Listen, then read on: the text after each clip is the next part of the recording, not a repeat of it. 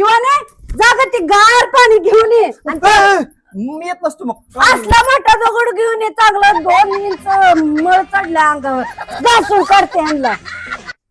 असला मोठा दगड हा काय म्हैस घासायची काय तुम्हाला काय माणूस सांग आहे का मी हा जरा प्रेमानं जरा